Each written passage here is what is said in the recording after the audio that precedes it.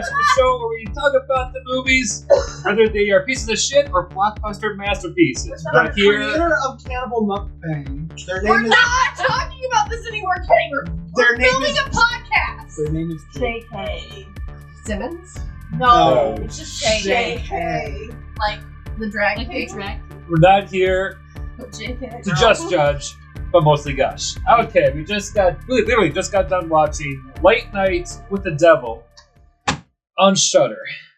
Without any further ado, we have a good full audience, and we're on camera now. Yay! See this bullshit. Yeah. So from left to right, from your point of view, I am Flint. You know me from this channel. At least I hope you do. Otherwise, you're pirating my stuff. Why Of course, you know Jade. Anyway on YouTube. I'm Jade Brightwind. We have Kenny from the Hot Mess Express. We have Britt from Britt and Tiff. You had a 50-50 chance. I know I did. We have Kimberly from Kimberly. And Kimberly from Tiff Kimberly? for Britt and Tiff. Hold on. Hi guys, I'm Kimberly. Yeah, I'm just me. That's all. I'm not here to rep anything. I just like talking shit. You may have seen her in such things as Kimberly. Starring Kimberly, produced by Kimberly. Unfortunately, my actual life. Directed by Yeah. She has Here's so much Fran. stuff that's ridiculous.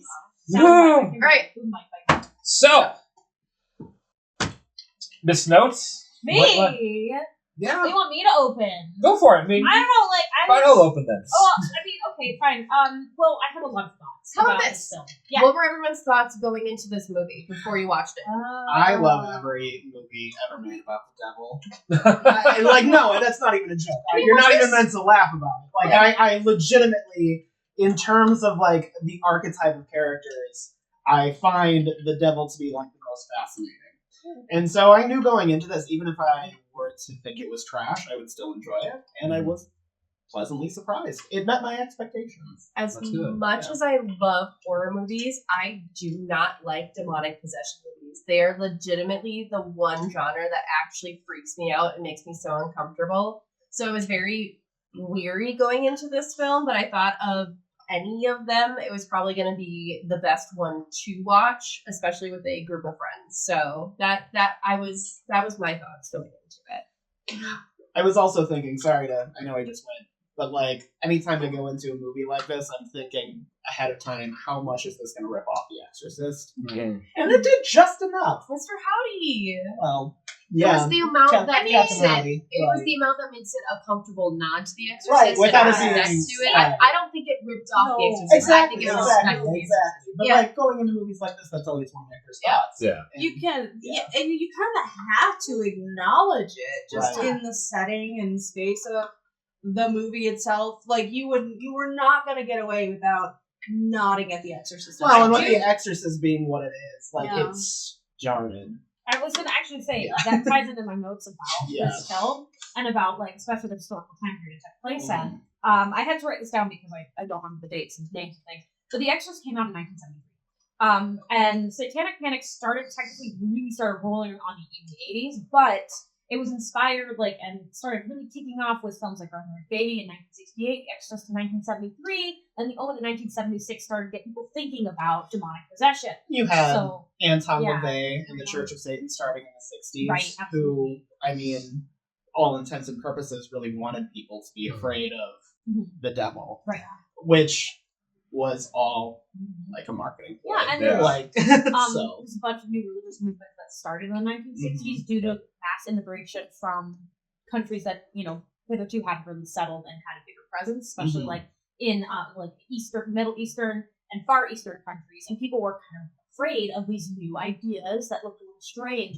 So that to them, white bread Americans of sorts. Mhm. So that also like kind of fueled this other like cults that started and there's a whole like psychic phenomena that started where and one of the great things, Project Stargate. Who's familiar with Project Stargate here? You're the one with the notes This there. will tie in because the CIA actually worked to get an upper hand in the Cold War.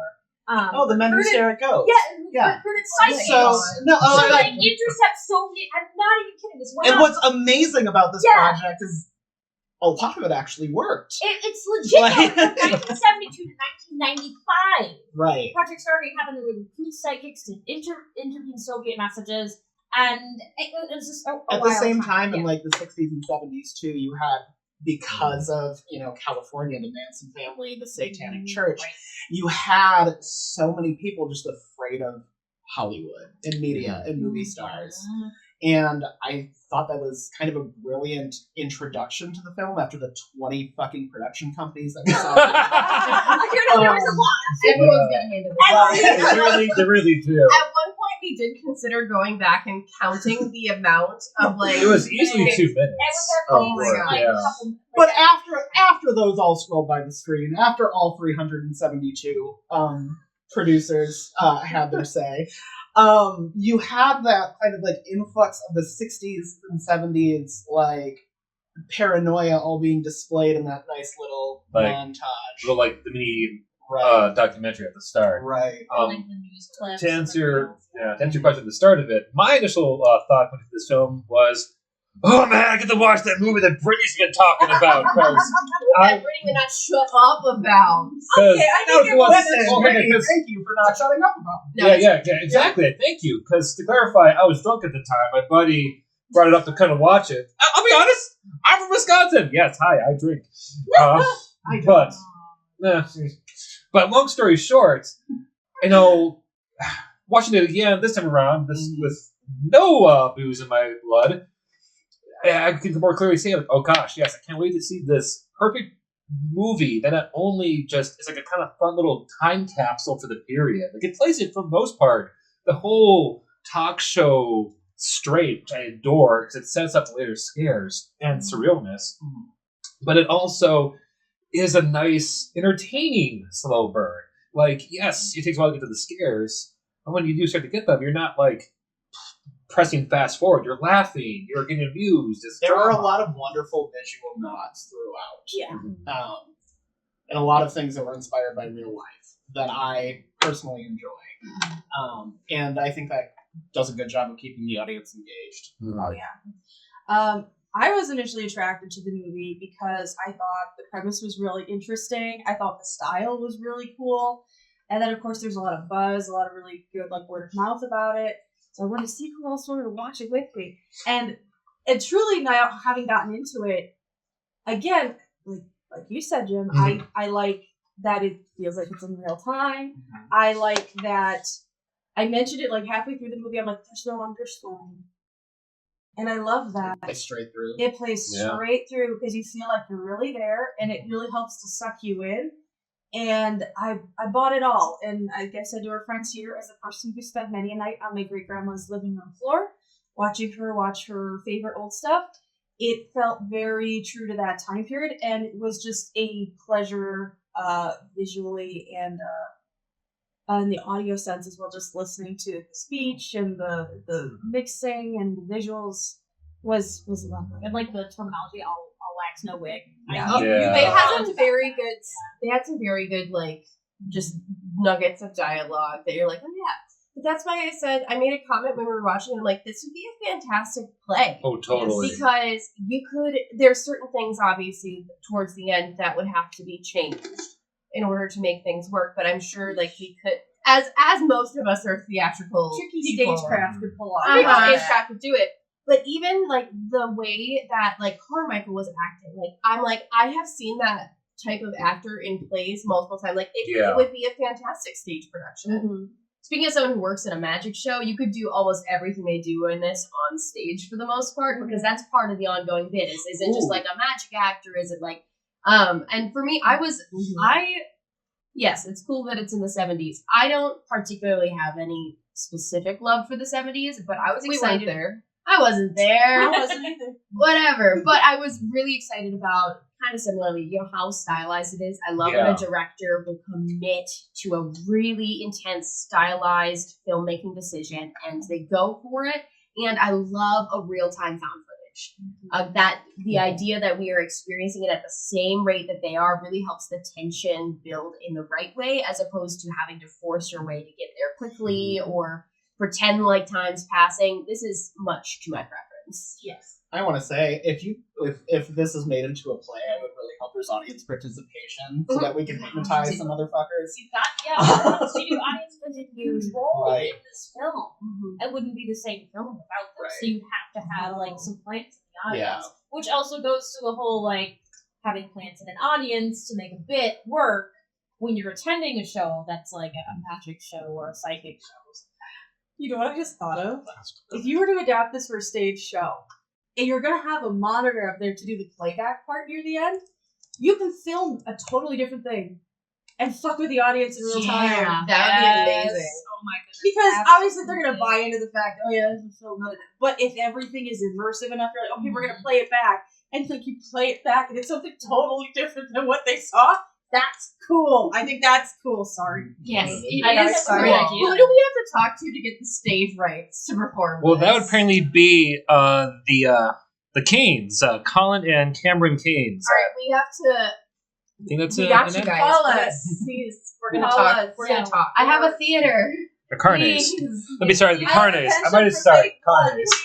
please. Who, by the way, I told you this during the show, but recently David, the star who plays Jack Delroy, did an interview in the latest Fangoria. We're not sponsored. No, we're not. No, not. But Unless, yeah, but he got the role because David wrote an article in Fangoria, and the brothers, the directors, saw him and then saw like his passion for the art and sought him out for the role. And I'm so happy that he is getting this like big performance because he has been in so much stuff and nobody knows who he is, and it breaks my heart because he's such a good actor. He's the henchman in The Dark Knight. He's that guy. He's that guy. He's that guy. I Polka loved Dot him Man. as Polka Dot Man. That was he. Or Listen, Polka Dot Ant-Man's- Man was a fantastic or- role. It required great skill and mastery. Or and he did a fantastic job. the Russian friend from Ant-Man. Oh my Yes, gosh, I forgot yeah, that. yeah. He's one of those people where you're like, oh yeah, it's that guy. No, I was just to say, it's a wonderful example of putting yourself out there Mm-hmm. and other artists reaching out because they've also decided to see what else is out there and what you can make when you find each other. I think that's really great. Right? Sounding through there. Yeah, it just shows so much, just the talents throughout the film of like everyone, like the art direction, the sound, the Really knew exactly what she was doing. oh the I- kid, The whole yeah. time. The whole time. When you have I don't want to call her a child actor because I don't know how old she is, but she's young enough I to couldn't find it out. Yeah, we couldn't find But a when you borderline. have- She could be a young when 18. when you have a young actor who knows that much about what they're doing, it really adds to like what you're seeing. I really loved her characterization. She knew 100% what she was doing. God, yeah. The fact that her eyes followed you throughout the entire movie, especially The fact she stares into the camera on multiple Mhm. occasions. I said, please tell me they're going to cut to a new camera and she's going to be like, yes, she did it. It was so good. I think she was fantastic. Definitely my favorite part of the cast by far. Yeah, I brought up the art side of things because there is one like black spot in the whole thing that I think is worth mentioning because it is brought up and the directors have come out and apologized for it. There are 3 instances of AI art in the feature. Yes, I did- knew about this. I one. did hear about that. Yeah, it was the Be Right Back title cards, Oh, okay. which I was looking carefully at this time. I think it was like the Skelly Boy and the 2 owls. Yeah. But considering when this movie came out, when they back up enough when it was like first being made, and I might be stealing this from another show, probably Regular Media, which will watch their coverage of this week. I'll put it out that they probably started doing a lot of this stuff when the software got made. Like, Yeah. so it's like, oh, let's try this out, like, ha ha ha. I And don't then they, think they need to apologize for that. well, I mean, they owned up to it. Yeah. Yeah, owning up to it. definitely. Yeah. And I think you're right, given the time frame too, because there's a pretty good amount of creators I've seen in general just playing around with the tech back in the day before people really kind of solidified on what it was and what it was doing, and the capability it had. So I would not hold them for that. To me, it was clear that they did pay people to make what we saw on screen. People, there was effort. There wasn't like really, I want to say shortcuts because AI art technically is a shortcut, I got the impression, because there was clearly made graphics, like the late night owl in the back of the actual set itself had to be made by someone. Right? So you could totally see those graphics being put together by some 4PA trying to get a deadline. Here's my take on AI art. If Beethoven had the technology to record his music that we have today, he would have used it. So why not take advantage of what's available? I feel that at the time that this was being worked on, the conversation around what is ethical and the general consensus that artists have come to had not yet been reached. Exactly. And so, as much as looking at it in hindsight, yeah, I'm disappointed that it's there. I'm not going to pretend like I'm like, oh yeah, that's cool. Like, I don't love that it's there. I don't love that there's AI art, especially because clearly they were working with artists who could replicate the exact style that they were looking for most of their graphics. That said, I don't think it's cancelable. I don't fault them for it. It's just I'm a little bummed, but it's a mark of the exact moment that it was in production. It's a fly in a very good bowl of soup. You want to talk about one other fly, though? I got flies. You go ahead. My fly is everything else is so great, so immersive, and so sucks everyone in. And I am just so disappointed that there's not just that one little bit of polish on some of the effects. So clearly we've seen demonstrations that they can do practical effects. Really good, gross practical effects. Yes. Yeah, the worms, the face, like all of that was stars. great. Yeah. But then we have a couple instances of CGI where we've got the vial. Vile And was then criminal. Minnie is the ghost, The right? ghosts. Yeah. The ghosts were criminal. And The that, ghost. Have you ever seen The Innkeepers? No. No. It's I'll just bring it up everything was sucking me into such a Yeah. degree that I could have bought it. And then those little blips happened, and it was like a kind of moment. It didn't ruin the movie for me. But it does pull you out of the scare. Yeah. Like the attempt to make the black bile splatter onto the screen. It was like, oh. But then you have these amazing practical effects, like the worm coming out of the guy's eye, and it's gross and it's realistic, and you're like, why can't we get more of that? I wonder if they tried and it failed, so they had to go to CGI. That's the other That's a possibility. long way for bile to spew. True. Yeah. I would like to know what apparatus you can fit in somebody's mouth to get that. Well, honey, wouldn't you just Like, stage it I ever mean, so like the way that the shot was framed was in profile. So they Yeah. could have attached like something to the side of his face and have that shoot the bile potentially. Like there are ways that maybe you could do something. Yeah. It was just so like and the thing about I think that what broke the immersion was that in comparison to the rest of the footage, the effects looked too polished and too like clean. If they maybe had done a little bit of like degradation of the quality of the visuals, Yes. I probably would have bought those because they didn't seem in world. No, it Yeah. seemed it broke. It seemed like okay, this is not like 70s. Like it didn't have like the one Went from like filter, 1974 to 2002. right? And it's like okay, Yeah, it no, felt like a yeah. layer. A little bit like it. I think that alone, like if they had made it worse in that way, it probably would have done better. Intentionally making things bad. Intentionally making it lower graphics so that it fits into your universe, like the lighting. And they did this all over the film with the lighting, with like the glitching, with the sound design. There's like just a couple, and it's really weird that there's like a few little places where this just didn't happen. And I'm like, why did it fail? Like specifically in these places so spectacularly, and which is also another reason why I'm perplexed about the use of AI art in the film. It's like clearly they were paying I saw the attention. giant like lightning Yeah. that was Bye, going on. Tifa. She's gonna but I mean, they were paying attention to like you saw the press, like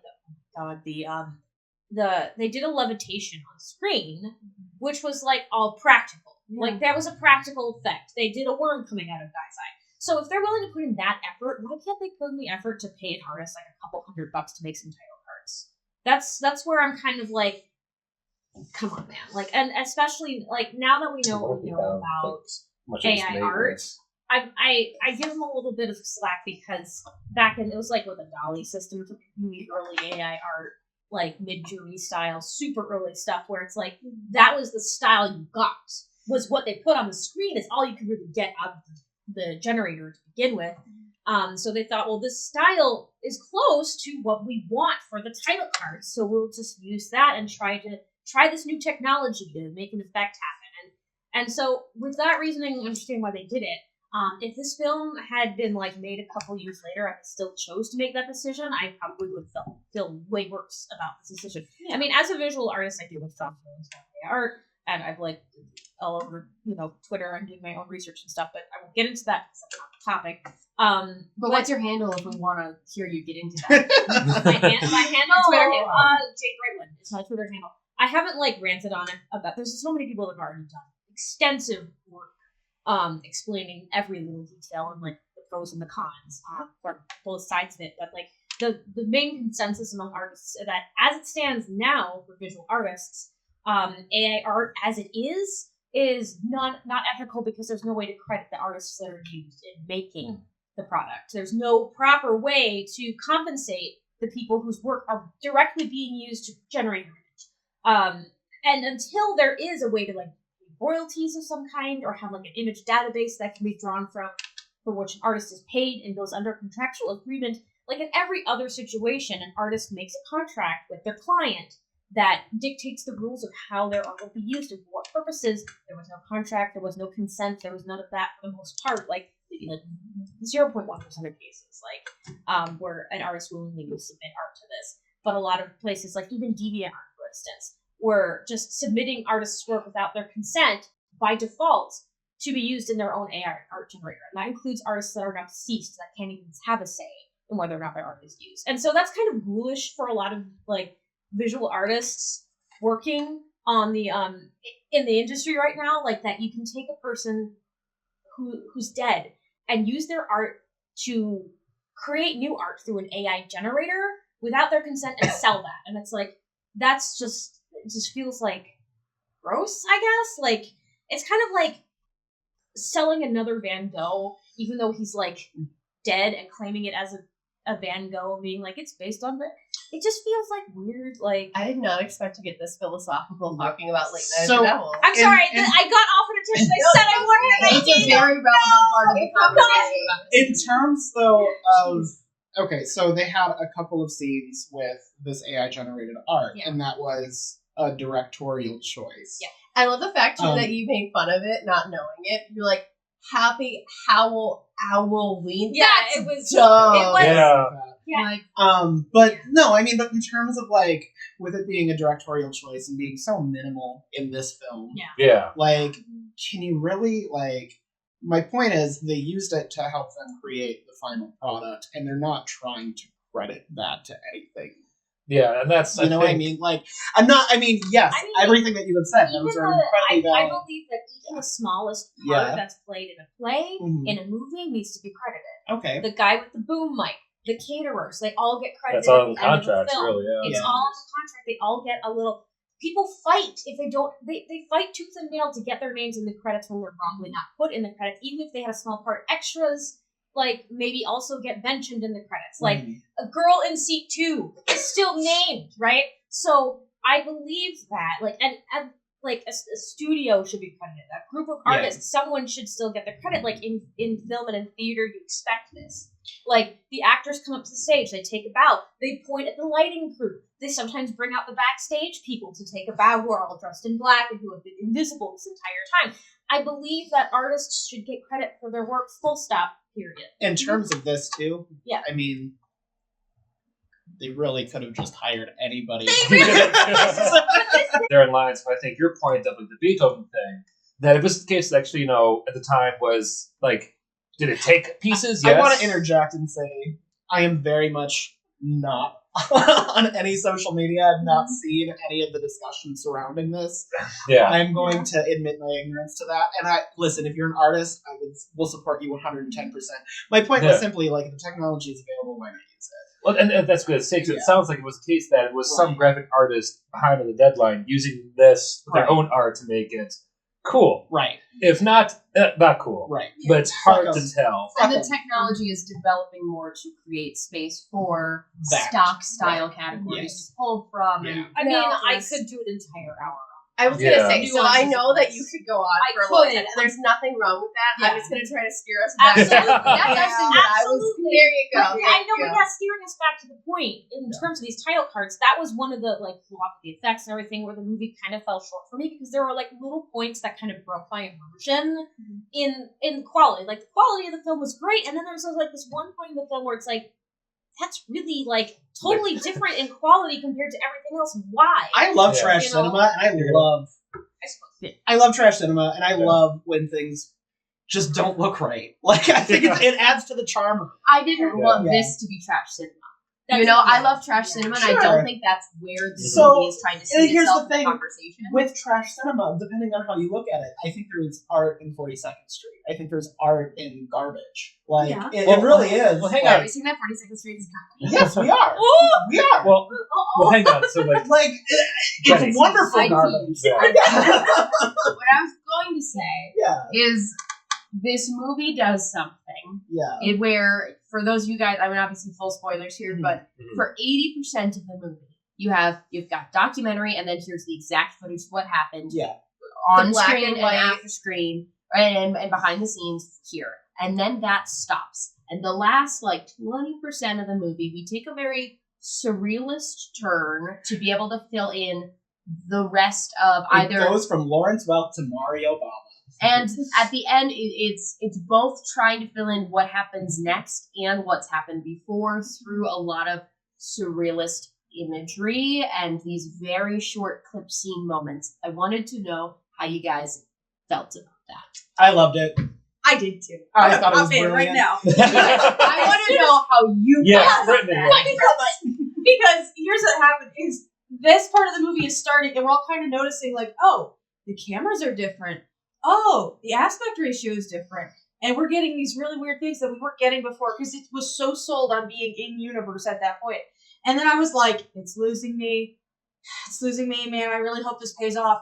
And then we come back in to current space, and it's come up to him stabbing this girl. And they even, the way that they've kind of fucked with your perception, just doing the hypnotist bit.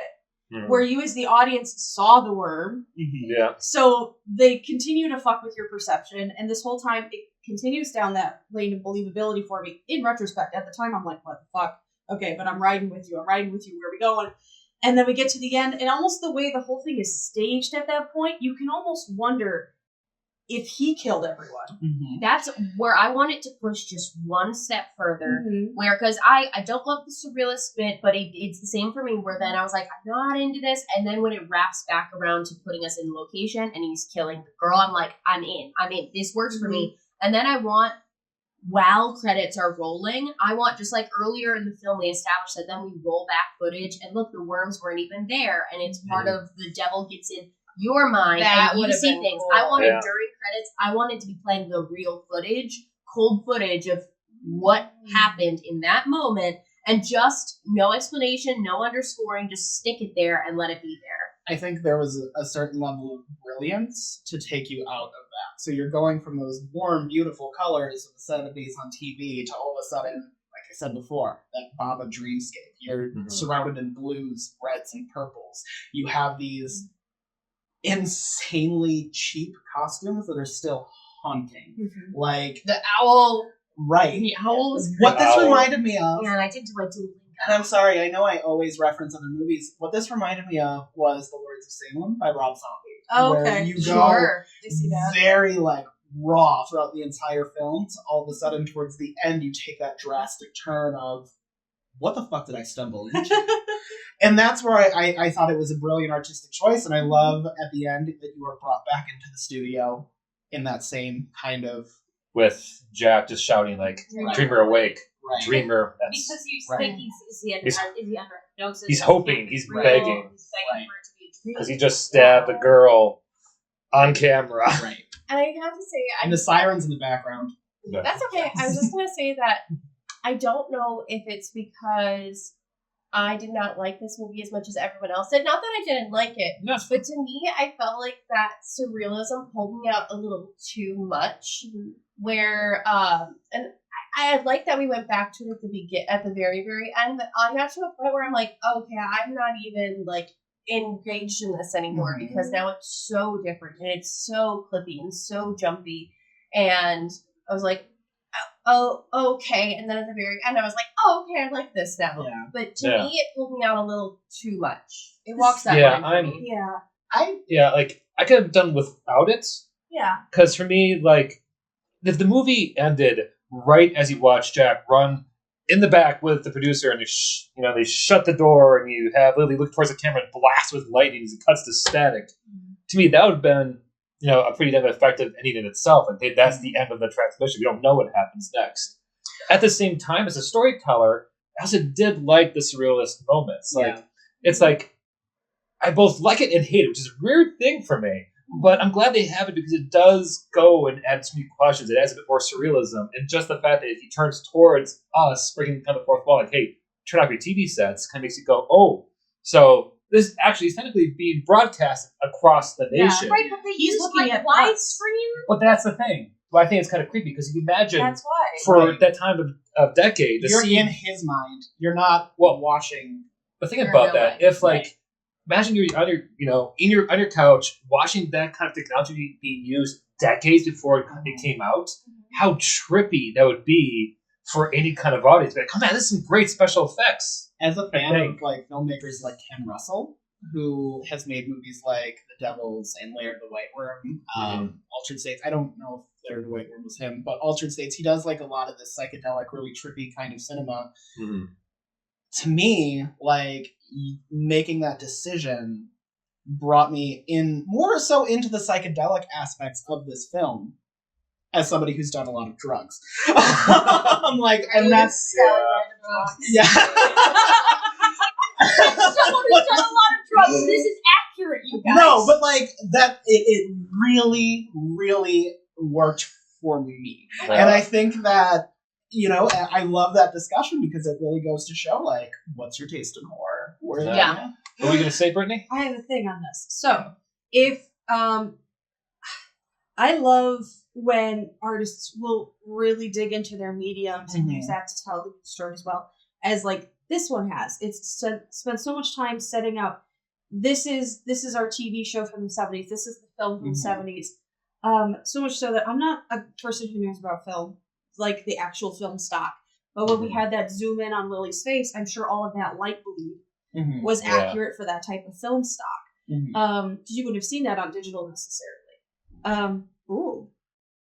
Lightning. Anyway, That was really close, actually. So the thing that is interesting to me is when you look at the context of the change. So the change in lens, for example, and style is what is the story they're trying to tell us here, and that combined with the fourth wall break, I could almost read as in this time, in this moment, he is looking directly at us, watching this documentary, saying, "Stop it, turn it off, stop it, turn it off." Yeah, that's and a that point. Breaks that. You can almost feel the trauma that he's experiencing. Right. Yeah. And then leaves the question is like, well, is part of him still in this hell? Is his consciousness still here? And we're just seeing the end of that recording. And there's a lot of stuff that you could read into that. And I feel like you can dig so much from this in a film theory perspective. And that's a muscle I haven't exercised in a long time. Yeah. And it ties a lot of the philosophical elements of this film together by making that choice. Where he's now acknowledging the weight of his decision to keep the television show going because essentially, like, he sold his soul to the devil. It sounds like and it looks like he didn't really believe it in the first place, right? Right. And then when he's watching it, he's starting to realize kind of the evils of the industry. I was making jokes this entire time about there's these fucking cronies around. You literally, in television, like, when you're in that situation where you're just being like exploitative trash the way he was in, it was finally the devil's way of catching up to him and showing the audience like, yeah, you fucked up, and I don't think we would have gotten that if we didn't have that kind of surrealist pull away from it. Speaking of fucked up, I have to talk about how the little detail of missing the first bleep on the first fuck, but getting the bleep on the second fuck. That's the kind of detail. It's so good. So good. It's good shit. It really is. And I'm sorry, like, not to get into too heavy of like topics, but there was like a lot of things that happened within the context of this being a critique on TV of that era. The decision to continue filming after they find out that somebody's dead. Like, that takes me back to like WWF in 1999. Owen Hart dies in the ring, and instead you're going to continue to proceed with the pay-per-view. There's a lot of decisions like that were made in those days. That grim phrase that the show must go on. Right. It was heinous. And I loved that he had that moment to realize, like, what have I done? Like, at what cost? Mm-hmm. And that's why I love the archetype of the devil. Because he always has that mirror that he holds up to you. Yes. Yeah. I got Sorry. It's all right. I got excited for a minute. Please feel free to chime in on this whenever you want. Talking about the acting specifically, I am a sucker for seeing an actor think. Mm-hmm. And seeing all of their thoughts flash on their face before they come up with their decision. And David Desmalchian, I loved him in this. Oh, God. He did a very, very good job.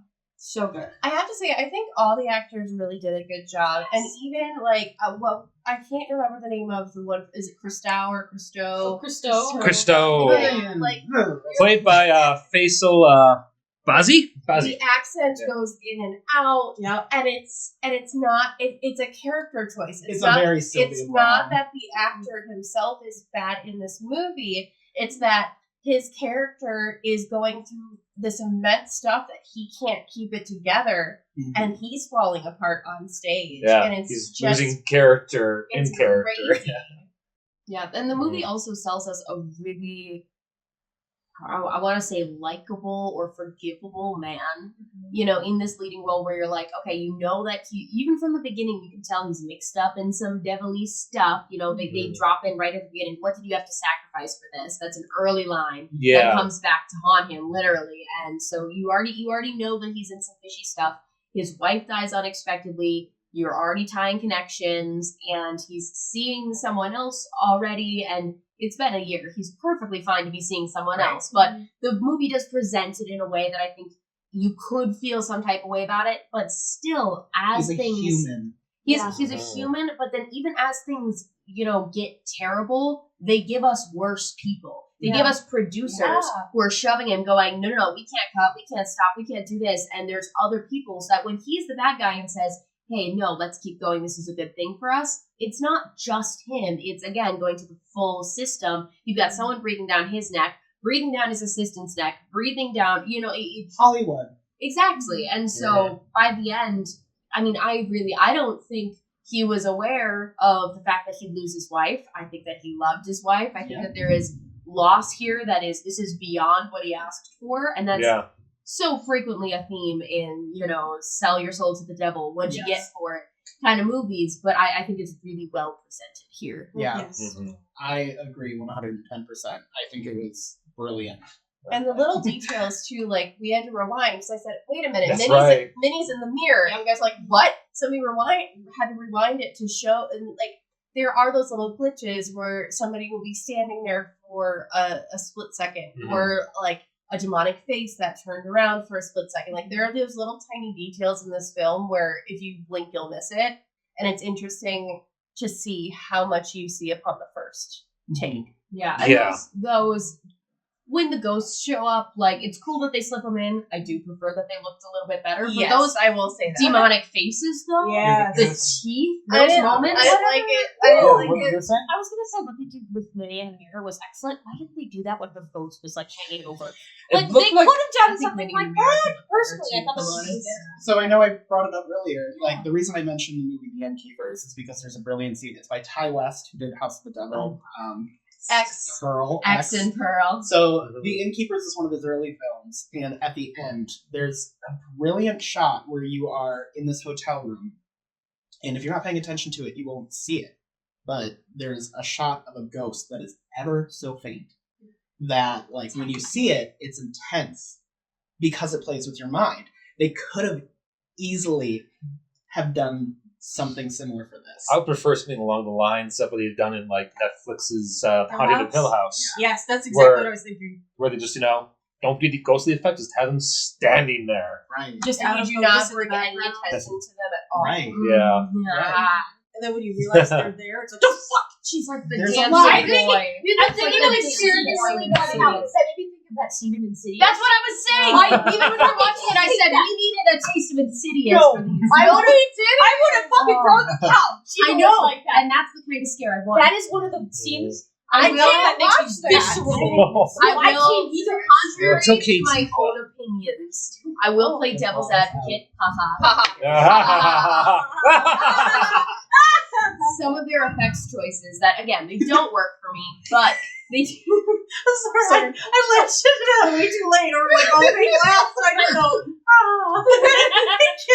I'm kidding. But some of those effect choices, and again, they don't work for me, a lot of them. But because they do, like with the lightning, it is very much so a 70s movie style looking lightning. And so for some of those poor looking effects, I can give, I have a friend emerging.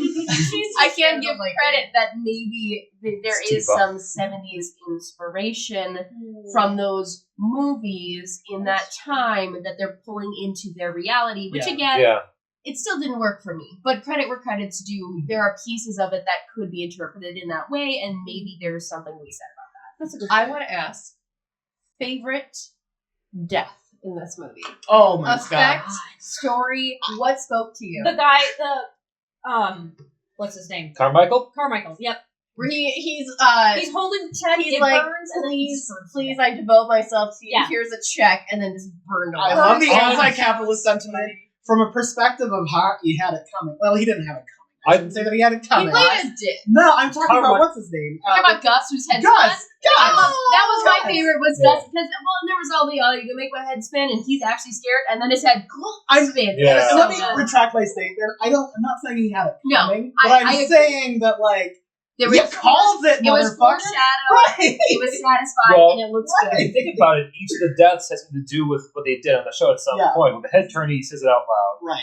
Carmichael, he died like a magic piece of paper, a slow burn effect. I would like to talk about the- Carmichael in a minute too. Yeah, I was actually going to bring up Carmichael as well. But even like the doctor being like strangled by the very thing that kept pointing the demon, or which I love, by the way, it was like airbags or Not only was she strangled, though, Abraxas. but her neck was slit because it was pulled so tight. exactly, yeah. It was such a gnarly kill. That's how H.H. Holmes died, by the way. Neat. His noose was not properly handled, and he actually died after 15 minutes of. Sorry. He had it coming. H.H. Holmes was a bad man. Yeah. To answer your question, what I thought was the best death was probably I keep forgetting his name, Christo, just because after the vomit was bad. See, that to me was so disappointing. But the vomit was the vomit was bad. But after it ended, it's like the veins kind of going through his head, and just like that, the creaky noises. I mean, Jim, I feel like it's gonna be you against the world. No, I'm with it. I'm with it. No, You I'm want to with know it too. why he was my favorite? Is because not necessarily because of what happened there, because that was like our first like shocking moment of some shit's really going down, but it's how he died away from things. it's the Val Lewton School of Horror. The power of suggestion. Yep. What you don't see is more powerful than what that's is a why I theme like in it. this movie. I was going to bring up like the whole the imagination, kind of fill in the blanks. You got to start with the start of it. Sure, you don't get the payoff, but just at least your imagination going, okay, what the fuck happened to And him? you know it's legitimate because his whole thing is that Carmichael's super wary of him because he's like, oh, he's a showman, he's putting on a show, and he dies off screen. Yeah, and it No cameras. within the world that we're in, where we're only seeing cameras here, worked for me. It really set a tone for me. It's very reminiscent. I Of, wanted to see it. I get it. I respect that's not everyone's opinion. But it's reminiscent of No, cat people. I say that as like that's my favorite death. I don't think it's the best death. yes, I mean, I agree. It was very, very impactful. Like hearing that he was dead when I first saw the movie, I'm like, oh, this is like that's when you start thinking something is really actually And it's happening. just like separate enough. Yeah. You're like, oh, he's dead. What? On with the show. Just right? Yeah. Like Yeah, guys, like he said, don't tell anybody else we got anything to do. it's like so inconsequential. Just like Right. that's just almost like heartbreaking.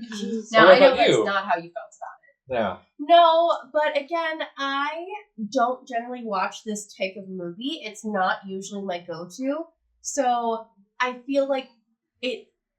I feel kind of bad because I'm like everyone else really enjoyed this and has so many great thoughts about it. And You're allowed to not Yeah. like this. Yeah. and it's not that I don't like this movie. It's just, I guess, because I was more on edge of, oh God, am I going to freak out? Is this going to be too much for me? That I think I was pulled out a little bit more and didn't quite enjoy it. So I think I would like it more a second time watching it, where I know that I'm not going to have to worry about jump scares. Yeah. And not because I'm a wuss, but because I have a medical condition, please. You do. Medically exempt. Medically exempt. Yeah. I think Where's I your would- doctor's note? I think I would enjoy it more upon a second viewing where I know that I'm not going to have to worry about jump scares and I can actually think about what's going on. Yeah, Yeah. I like the fact that this movie had like all of maybe like 2 jump scare moments, and They were effective too. They were very yeah. effective. They Yeah. were like when Lily like lunges at June, I think, and what the demonic face. on the screen. Right. Yeah. yeah, Static. which if you're looking at the static, you'll see it coming Right. like at least a full 5 seconds before it shows up. So I don't even really consider It's that very jump scare. reminiscent of The Exorcist, though. They're Right, using yeah. some Yep. very time-honored traditions in this Right, genre. yeah. Including having deaths off screen, because in The Exorcist there are 2 of them. That is true. That is Father. true. Oh, what was it? The director and No, the mother. Paris. Yes, the Paris is director the other one. and the mother doesn't. die. Marin. Yeah, she Yes. does. Which Father mother? Marin. The priest's mother. Oh, Father Karras' mother. Yeah. I thought you were Yeah. talking about fucking. Yeah, he's not taking the phone Yeah. call. We're not talking about Chris. Yeah. Yeah, so I appreciate it when a movie doesn't rely on jump scares for its horror. Yeah. Because I feel like that's just a cheap way to surprise you. Atmosphere, baby. And so Which is what makes good Yeah. they a good had devil film. this is got a atmosphere. good slow burn. Mhm. And it built the tension effectively. And One of that's what I my- appreciate about this. One of my favorite things of adding Yeah. into, too, is when Lily first comes on screen and there's that tiny little glitch just around her. And it's almost like a blink and you miss it because it's the 1970s. It's bad film. But if you Mhm. know, you're like, shit's going down and this just is starting. Yeah. I will say, if it makes you feel any better, I really love what the directors are trying to do. I love a lot of the stylistic choices that they're making. I love a lot about this movie. Do I love this movie? I wanted a lot of the scares to work more for me than they did. There were enough things that took me out of it because it was so close to being like the kind of thing that I thought would jostle me more.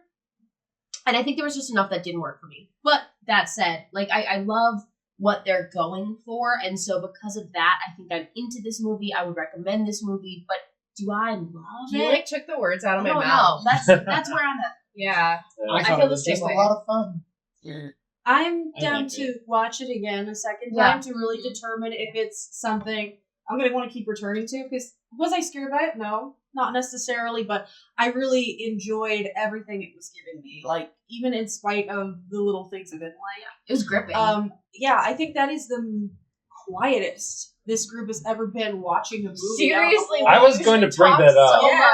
Yeah, so full disclosure, whenever we watch a movie, I typically put the subtitles on because we just, are bantering or joking and or what have you. We're awful in a movie theater. There was some banter. Oh, this is your first time watching yeah, with there's us. There were so many long stretches of us just being immersed in the story. That's true, yeah. It definitely did. If you let it take you, like if you just turn off your suspension of disbelief a little extra for this film, it works. Yeah. But like if you're watching it with like any skeptical eye or with like a very critical eye and you're not like fully engrossed, it can really like take out of you real fast, like seeing the weird CGI effects and seeing the ghosts look like they don't belong, or maybe wondering critically, why is the screen changing sizes right now? As I was like thinking, I'm like, I know what they're going for, but I don't really feel immersed right now in it. And that, like we're saying, the ending scene when they go for that surrealistic choice and they expand it into widescreen and they change their color choices,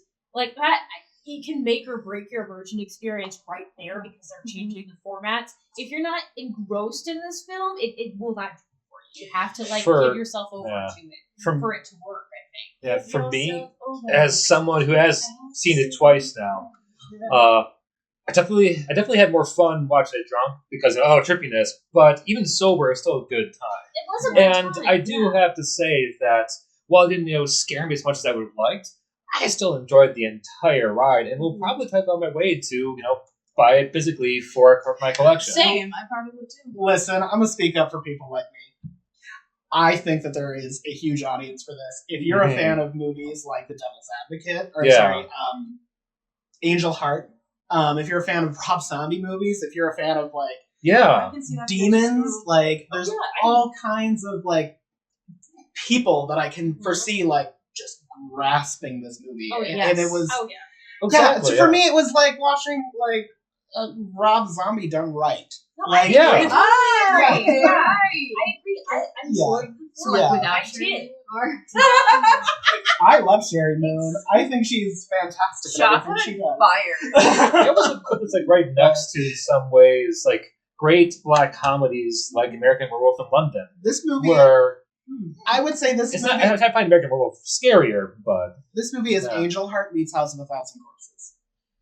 Angel Yeah. Heart with I can see that. As So somebody good. who likes horror but Yeah. sometimes has balks a little bit at found footage or Mhm. big scares, this film was enough for me. Yeah. Very I could palatable. watch it. Yes. I could consume it, and I enjoyed the experience. It's a love letter. It It was just feels good. like It was Yes. good. it feels like a good Halloween movie. It's very It's- It was spooky. spooky. It Yes. wasn't terrifying. It's a love letter. I It's appreciate that. it's actually, it's yeah. not meant to be the scariest. It's meant For for scarier on stage.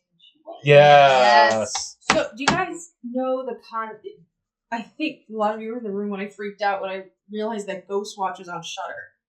I haven't gotten a chance to watch it yet, but I've heard about it for years on YouTube. I love the concept of something being sold to you as a real broadcast. Mhm. And Inside Number 9 did something like that too. And We were the world.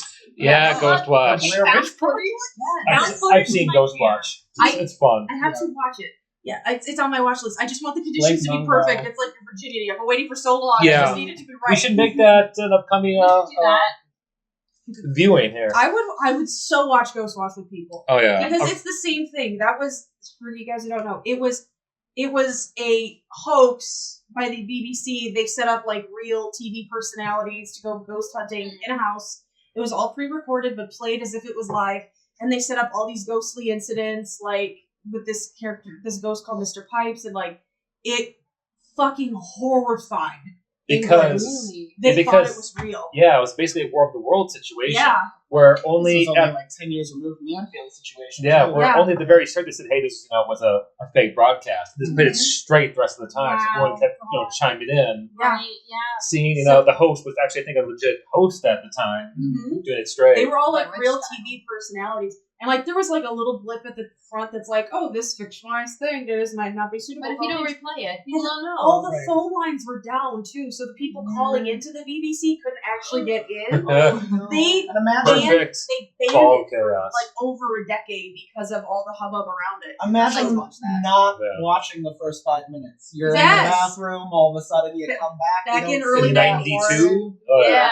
Yeah. before the internet, before streaming, and all So if you that, put yourself in that same mindset, Late Night with the Devil, is great. maybe that's why I'm so into this. That's I'm why I so liked into it that too. idea. Yeah. I love that But speaking, I'm sorry, you want to say? I actually wanted to ask Tiffany, because I know that this film wasn't for you in part because of demonic possession. Mhm. Do you think if this was what Brittany's describing, about ghosts or had a different subject matter, do you think you would have enjoyed this film a lot more? Probably, because Okay. I feel like we all have that one thing that is, I don't want to use the term ick, because it's horror and horror's great, but we all have that one thing that legitimately scares us or makes us feel uncomfortable, and this film just happened to kind of center around that.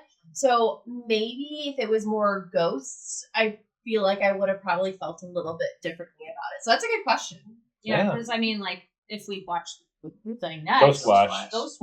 Because I don't know if you've watched other found footage, if you enjoy I other do. found footage. Yeah. Yeah, because I found gets me. found footage scares the crap out I of need me. to show you Usually, butterfly kisses. oh my god, Lake Mungo. That's the best one. Hands down. Found There's so footage. many. Savage Lair. We have this We have this argument to debate later. No, it's not debate. We're gushing about found footage. I'm saying like debating which one's the best. Fair enough. Okay. You all should just watch Inside Number 9 in general. It's really Yeah. Why don't we just watch Drop that? Dead Gorgeous. We should just watch all of them. But I was gonna. We're bringing it back. This movie, please. Bringing it back to late night. Okay. There's one less thing I wanted to bring up. And I was gonna segue with enough personalities, but Carmichael, the kind of snobbish ex-magician, debunkist of the paranormal. I have notes about this. I'll let my wife take I the have notes stage. about him. He was definitely, most certainly, 100%, without a doubt, based off of James Randi, Who was fucking hilarious. who was amazing, by the Yeah. way. I mean, James Randi, if he was actually an asshole, like, that's because, He was, but I mean, not for no reason. no, right, and the Yeah. thing is, it's like, they really played up the assholery Mhm. of this guy. Like, obviously, it's just this one segment that you're seeing. I do want to add in, Yeah. Carmichael was played by Ian Bliss. And he did such a great job He with did. the character. I Yeah. love the mustache. Want to give credit where credit's due. I love the fancy mustache that he had. But yeah, for those of you who don't know who James Randi is, I did just a little bit of digging. He actually passed recently in 2020, so he's not with us anymore. But he was a magician, who then went on to talk shows to investigate and debunk claims of like psychics, and famous paranormal and occult like personalities. And he was famous for being on the Tonight Show with Johnny Carson. And he offered $1 million through his organizations that he headed to anyone who could demonstrate a true paranormal event or supernatural occult event. And he wasn't just doing this Yeah. to be a buzzkill. Right, yeah. He was doing it because at the time there were a lot of really exploitative, trashy people who were. Yes. Wait, you said he was willing to give $1 million? Mhm. Didn't Carmichael say he was willing to give $1.1 million? $100,000. Oh, okay. But yeah, Because he kept going up. I swear at one point he was trying to like one up Carson, but no, I'm not surprised. It was like half what Carson. Yeah, the amount actually, you're right, because at some point somebody said $500,000. I know, which is Yeah. And then they the showed us check said and it was $1 million. I think the amount kept going up, but Yeah. that's That's true because carnies. the amount didn't start at $1 million. Yeah. Of the organizations that he headed, and I wish I wrote down like 2 organizations that James Randi did start, donated funds towards this, Mhm. and it reached $1 million, and it had completely. And like in addition to his legacy, he influenced Penn and Teller. Penn and Teller heavily credit James Randi Mhm. and his work. They said they wouldn't be there today or do what they do if it wasn't for him. He was an atheist who very famously was upset at the people who said, "Thank God for your surgery went well." He said, "No, thank the goodness of those nurses and those doctors and the people who emptied our bedpans and the janitor who swept, but don't thank God because I don't believe in God." So he's famous for that. And he also came out as gay in 2010. So okay, I love that Jade just has all this information ready to go. Welcome to our It was relationship. fascinating because this movie did me dirty. Like, because James Randi was actually But it's not James Randi. It's a character Right. inspired by James enough. Randi. I know, but yes, he was vilified by the public for his work because a lot of people wanted to They wanted to these believe in it. things. And they were upset that he was like trying to debunk them, even though it was like in a scientific and sincere way. And that's the Yeah. thing too. I think James Randi, in certain circles, was kind of misunderstood because he genuinely saw how awful it is that you're exploiting these people's core emotions and you're trying to talk to their deceased relatives. Like he wasn't trying to be a buzzkill. He wasn't trying to kill people's fun. He genuinely saw it as these people are the scum of the earth, taking advantage of people in perilous situations who don't feel they have places to turn to. Mhm. This was before the advent of, well, I mean, I shouldn't say before, but this was before therapy was popular, before Accessible. modern psychiatry, before Prozac. Which made Carmichael's character such the perfect, Right. pun intended, devil's advocate for the story. Right. Well, I think it might have been you who said, like, well, because we're watching this movie, we know something's going on. But if you look in the context of the world, of course he's going to be up there trying to defend this girl that he thinks is being This is a exploited. child being abused. Yeah. Like, I'd want to shut it down too. Yeah. Quite literally abused. She got slapped in the face. Yeah. And granted, the audience thought that it was the devil that was getting slapped in the face, and you're still slapping a fucking child. Right, especially with having Don't a hurt child the vessel. involved. Right. So much of Don't the... hurt the vessel. So, That's what, no. I don't hurt the vessel. well, and so much of the debunking era was around the idea, this is when exorcisms were very popular, Right. and all exorcisms are I'm sorry if it's something you believe, are just abusing people who are having mental health crises. Mhm. That's what it is. And especially having a child up there in this position, like it's one where you can very easily, he's portrayed as an asshole because you know that something real's going on, but he's so in his lane. Like he is. Right, absolutely. And I would even just point out how many children have died as the result of an exorcism. Right. It is. Yeah, that's the whole point of the original The Master Exorcism. The Exorcism of Emily Rose. I was going to say in The Exorcist, there's like that reason there's a whole sequence of going through all the science leading up to it, just to kind of prove, like, hey, no, they did. This wasn't just straight to the exorcism. Right, and I think they had to make him like a full asshole in this version because there was an actual demon and he was wrong, and you know he's wrong with like glitches and everything. Well, at the very end, he's willing to give up. But like he was doing little things that really displayed the fact that he really looked down on people, like you know, snapping at the makeup artist and like looking at himself in the mirror and being more disgusted. Wanted to get in on the woodland orgies. He wasn't concerned all about Christo's health. He was like, "Oh, my jacket is disgusting." And I mean, maybe if he thought that Christo was faking it, he did. Yeah, he did. Like he did.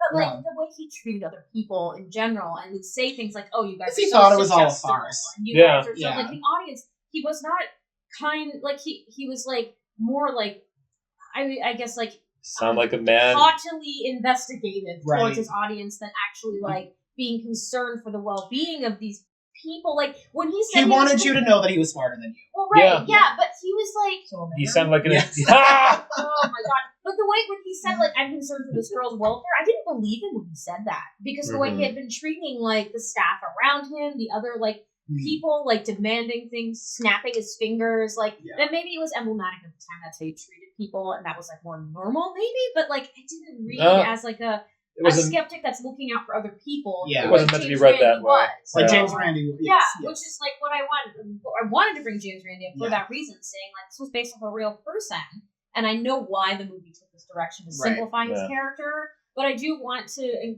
encourage people that maybe James Randi deserved a little more credit and a little more kindness for his work than he got. And this movie does unfortunately not do him that credit. But as why don't we celebrate the Warrens when we're going to rip on James Randi? Yeah, right. So I got feelings about that too. Trust me. Well, that was what I say. Well, thank you for that. Yeah, thank you. Thank you for going to our TED Justice for James Randi! We are running a little bit late into the night, so you probably should go wrap this up. Let's do the customary. What was your favorite part of the film? I mean, if it helps, I can go first. Yes, let's go down the line. Yeah, you go first. Okay. Go on. Honestly, for me, it was probably the whole, like, it's technically two scenes, but the whole, like, instrument, I forget the name of it, where that classic, 70s, like, the theremin, yeah. Just that touch there kind of sets this great stage maybe for the rest of the story, especially the payoff later on when it starts being played with no one there. It's just a good, like, I think the term is, I want to say Chekhov's gun, but I think it's like a brick gag where like, this is coming back. I was like, woo.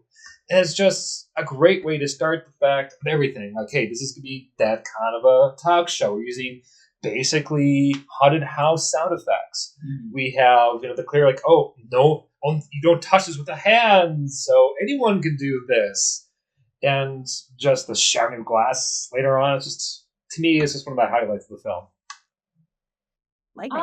It's really hard for me to pick like a favorite part because I feel like this film has so many little things that like weave together, and without like any of them, the film doesn't work. It's just that cohesive and like building, like you said, it's foreshadowing and everything.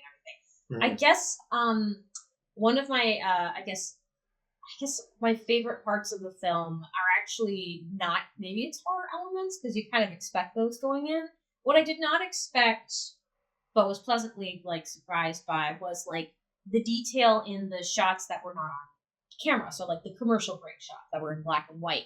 You see like the spread of food, people running around in the background, the guy who's like 50 seconds, where's my ceremonial dagger? Just like shouting casually about the sacrificial dagger because someone's misplaced it. Or the guy bringing out the tray and he's like, no, that goes on in the next set. And it's like a tray full of fucking like cultist materials. And the guy's like, okay, I'll just take it away. Like those little things that kind of flesh out the world and make it feel real. I really enjoy that stuff. And okay, I know, like, maybe that's not a great thing. Actually, it's a horror fan should be like, I really like when they twist No, this you can like but, what you like. I though. love that stuff. Like, I think the camera guy who was like World building shouting support? orders at Yeah. who's the tall guy who was the camera? Do you know who I that don't was? think we've got a name. For I that. don't even The floor think- director is he did the not have a musician. name. I don't think Leo maybe his name was or No, something. Leo's the Leo bad was guy. the jackass. His name was Phil. Phil. Okay, Phil. Played by I Christopher love Kirby. Phil. Phil is my favorite character in this film. Okay, Phil needs more attention. All right, like he was keeping everything together in the background, trying to the lights, the crew. He was organizing it all, and he was just like did not skip a beat. Like no matter what the fuck was going on, he was just keeping it running. Power to him, especially because weird things were happening.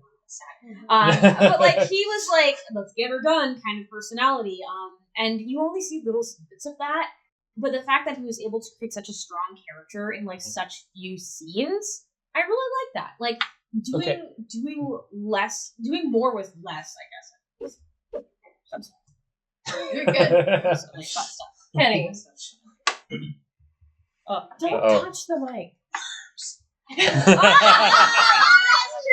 Oh my god. That's true. Damn you for coming for me. No. So you're right. That was good. I overall like this movie. I think it's a nice, tight little thing. But I think my favorite part was right at the end where he's just saying, "Dreamer awake." Yeah. People flashing at them of the text between in transmission and Yep. I think that just kind of contributes to the, again, world building and this concept of what was real, what's, who's fucking with you. Mhm. I love that. Yeah. Yeah, I mean, worms. I feel, you were like, oh, I'm a bad horror fan, 'cause I don't like when it's like, it's not just about the gross bit. I'm sorry, we all saw Abigail, and a lot of people had interesting things, and I said body pit, and my favorite part about this was worms, and that's how I feel. Now wait, was it the big worm or the little worm? both. The little worms out the gut. Okay, great. I like There were- both. There were I like several both, but worms. the gut worms hurt. I'm sorry, Especially Gus's. Oh, hi, this is Flint from the future. Unfortunately, as you probably can tell, the recording got cut out by the storm that was raging that night. So unfortunately, I don't have the tail end of our discussion, which means unfortunately I do not have Tiffany's favorite part. Sorry, Tiff. So I hope you all enjoyed today's episode. I certainly had a good old time putting it together, and I'm looking honestly forward to improving this series as time goes on, because you know what? I think there's something to this. Anyway, if you haven't already, consider liking and subscribing. Comment down below what you thought of Late Night with the Devil if you saw it. Also, don't forget to check out my friends' various social online activities, which you can find links to down below in the description. I also want to take the time to thank my patrons, The Ant, Lodum, Phantom Ghoul, Ryan, Wally, and Maury. Cool. Alright, that's it guys. See you in 2 weeks.